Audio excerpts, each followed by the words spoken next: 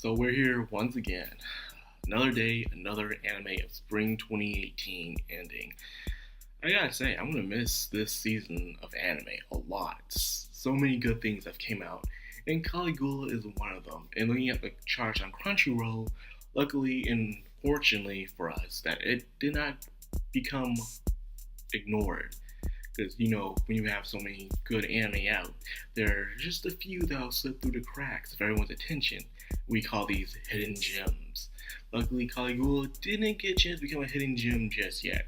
And of course, depending where you live, it could be a hidden gem. It all depends. Are these glasses cracked? Yeah, these weird big ass glasses. Yeah, the other ones, you can't buy them.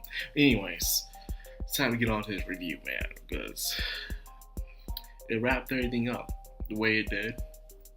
And of course, the music was just wonderful in this episode, and the whole entire show, exactly.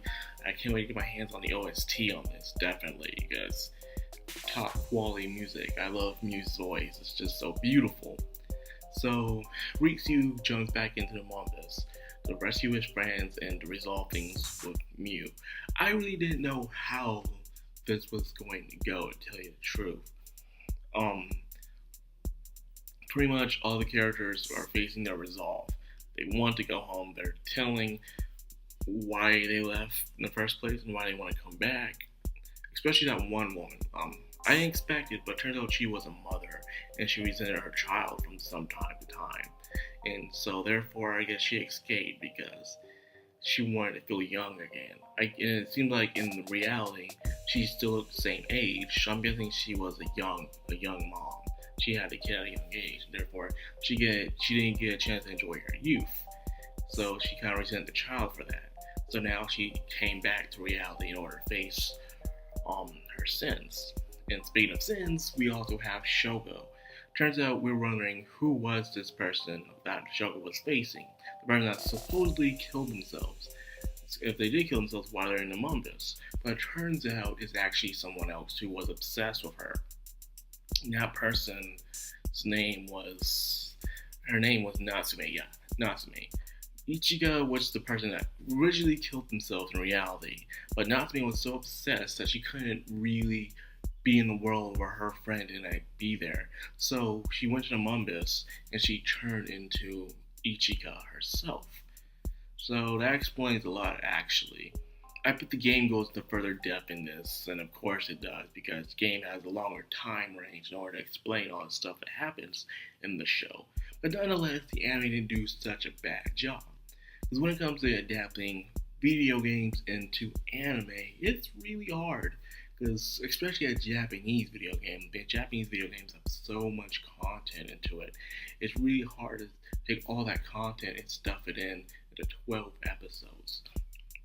Then again, you get shows like Persona and freaking Science Gate. They get to have 24 episodes to finish off their story, which I envy them compared to most stories that only get 12 episodes. How is that fair? But nonetheless, the episode was a wrap up in a way. It was showing how Ritsu going to Mew and telling him how he truly felt. Though the whole entire time, he never really got a chance to say how he truly felt about happiness. For a man who didn't know what happiness was because he was such a negative person and a very antisocial kind of guy, he didn't really answer Muse the right way. And because of that, she went out that ideal. In a way, it just reminds me a lot of Shiru Iniya from Fate series, where he had this ideal of being a hero and it totally affected his life into a twisted kind of way, despite how good the intentions were. Same thing happened with Mew. It's just you'll be surprised that one person with not much to live for hears something or sees something, and that one thing could become their ideal. And because of that, it caused me thinking that everyone has to be happy 24/7. But here's the thing though. Sorry about that. If you're happy 24/7, how you know you're happy? Sure, you're having a good time, but here's the thing though. Happiness is better when it's achieved through oneself. Say you're working hard on a test, or you're trying to beat a video game, or just whatever. And when you finally accomplish that, you feel a sense of satisfaction. And that is what happiness is. It comes and goes like any other emotion: rage, sadness, regret, all that stuff.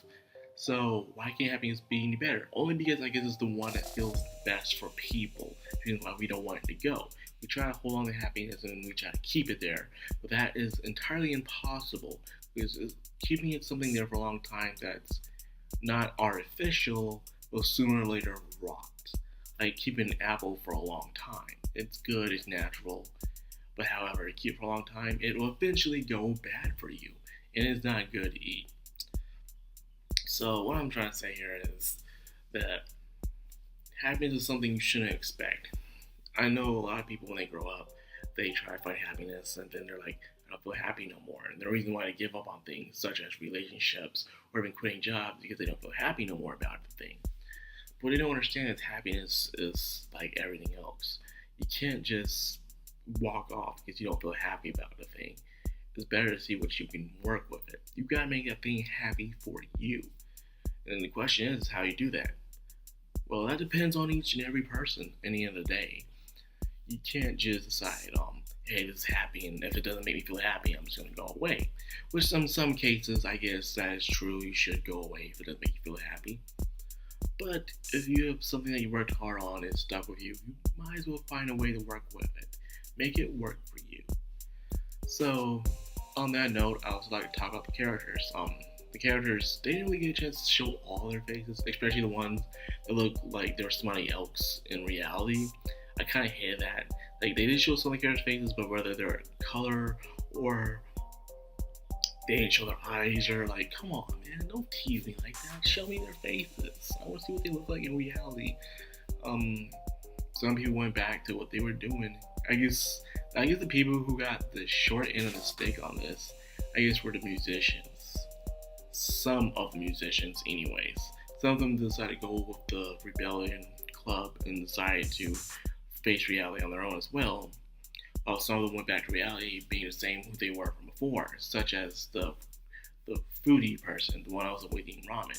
Instead of being that cute skinny girl they were always were in the Mobius, they went back being the fat guy that everyone made fun of. Or how the guy who was actually a store clerk goes back being a store clerk. Things didn't change for him because he wanted things to change. For things to change, you have to do to changing yourself. That's the only way for true change to happen. And so that's the question is, will he be able to do that? Well, that's up to the future and himself as well. So as for Shogo seems to be a man in his 30s. He's walking out the door and he opens to see the sunlight.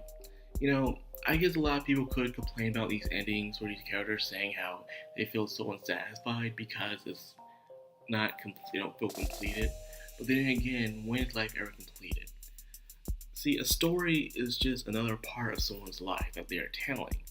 Just because the story ends doesn't mean life ends as well. There's no happily ever after in reality. We don't know what's going to happen because that's up to fate itself and the people as well. So when you see one of those endings where you're like, wait, that's it? Do we live happily? What happens? What happens next? We don't know because that's not part of the story. The remainder of their lives is up to them, and I guess you can guess what happens. And I like to think that a lot. I like to think what happens next for myself a lot of times. I think that way brings me better closure than what the writer themselves could do. So people could say that's lazy writing, but in my opinion, it's good. It's good to have an engaging audience, make them think for themselves, not just enjoy the story itself as well. So, what about Ritsu? Well, if Ritsu is his real name, I guess, the main character, well, he just went back to being on a computer, and supposedly Mew is still alive, I guess. She's still alive on the computer, because at the end they were touching hands, I guess. So, they're happily ever after, I guess. Well, we'll see what happens from there. Will he continue being the shut-in himself, or will he try to grow as a person? Like I said before, that's up for us to decide for ourselves. Give us that imagination to grow. So, Caligula. How do I feel about it as a whole? I'll have to admit, it had its slow points. episodes, it did feel like it was dragging some things out. Some episodes did feel like, why? That was probably part of the game.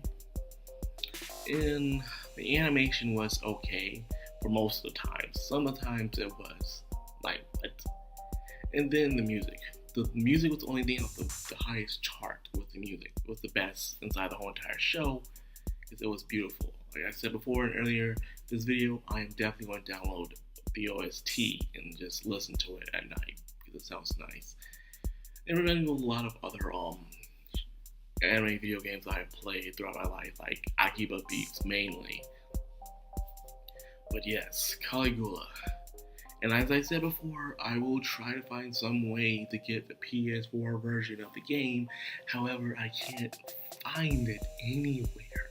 Like, I really can't find it. I want to download the PS4 version, but I can't. I don't know where it is. And it was on Amazon. It's the Japanese version only. The Japanese version is like going up near $100 for one game. I don't care if it's a remaster for PS4.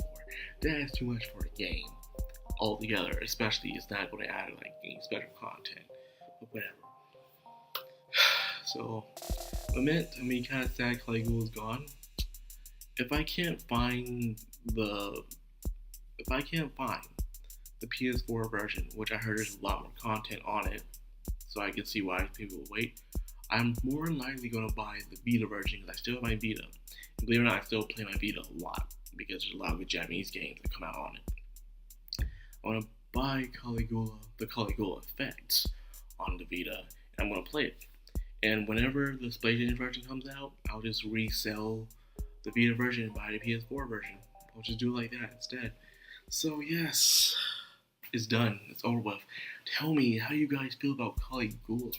Was it one of the best this season? Was it the most underrated, a hidden gem, or you thought it was just great all around? Just let me know. I'll be glad to know. Anyways, if you would enjoy this video, please leave a like, comment, subscribe, and hit the bell icon so you get more of me every time I upload. I have been the Madcrownxox, and I'm signing out. Have a good one, guys.